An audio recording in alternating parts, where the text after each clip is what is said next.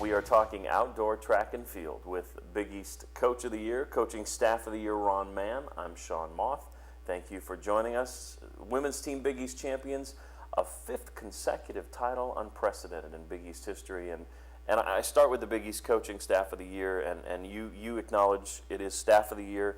You have a great support system around you. I'm certainly the athletes share in that, but with that, you deserve some honor too, though, so congratulations to you. Well, thank you, but I truly believe that one of the keys of a leadership role is to surround yourself with great people, and certainly our staff and our athletes deserve all the credit as it relates to that. Let's talk about this title, because there's certainly a blueprint for how you win a title, and we talked off camera that, God darn it, this one almost came together kind of like you planned it. This is where every discipline had a hand in getting this victory, and it really was not that any of the four weren't sweet before it, but this was a sweet one for number 5.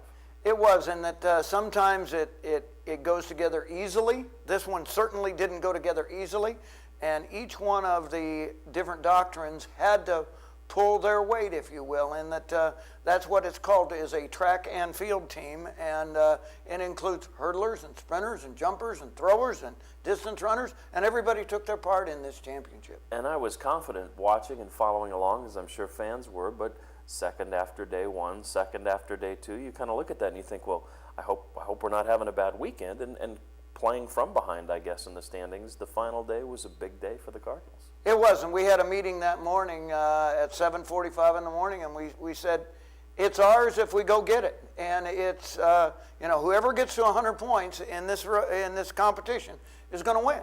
And that was a challenge to our team, and they took that challenge. And as in everything, there's ups and there's downs, and there were a couple of downs, and then a couple of people stepped to the plate, and it came down to the 4x4 relay, and we said, we've got to score in order to win this thing, and they go out and set a new school record. And there were a number of school records that were set over the course of the weekend. Then, of course, a number of great individual performances. Amashi Kendall, I guess, deserves particular mention as Big East Outstanding Performer of the meet, and she had a huge contribution to your overall victory. She certainly did, and we're so very proud of the way she stepped up to that and really performed at the highest level. And I think Michelle Theophile, another one worth mentioning, and not just a school record, but a meet record, a track record, and just another incredible performance for her resume.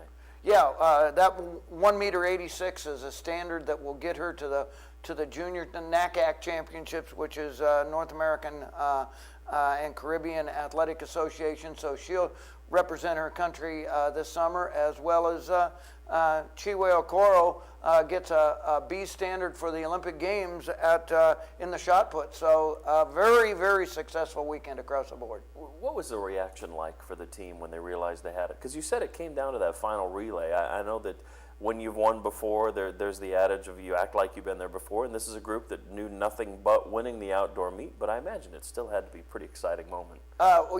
Yes, and we were in the second heat of the 4x4, and what we told that relay team and the rest of the team was right there at the same time is, we've got to go win our heat. If we win our heat, no matter what Notre Dame does at that point, we've won the championship. And so the team lined the fences and cheered their team on. And that's what Cardinal athletics is about. It's about that Cardinal on the chest and taking it to the limit one more time. Sure.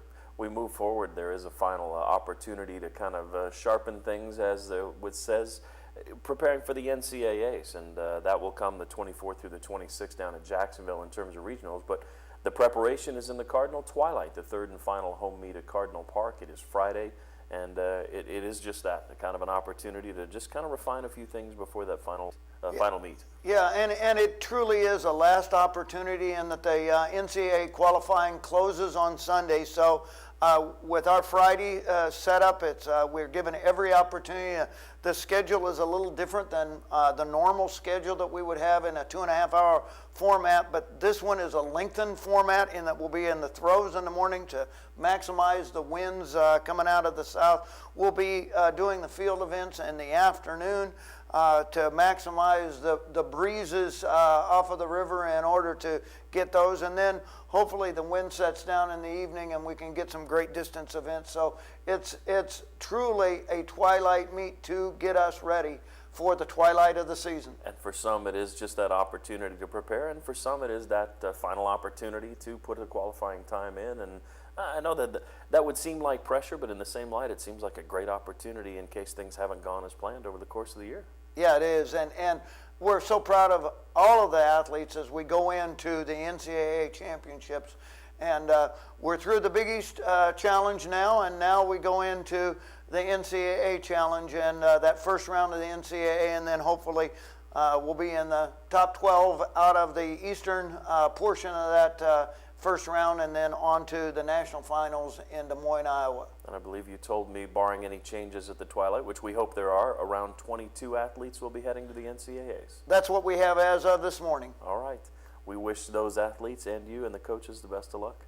Thank you. We hope to see you at the Cardinal Twilight. We'll update you on action at the NCAA Regional online at UofLSports.com, and you know we'll talk again. And when we do, it'll be right here on CardsTV.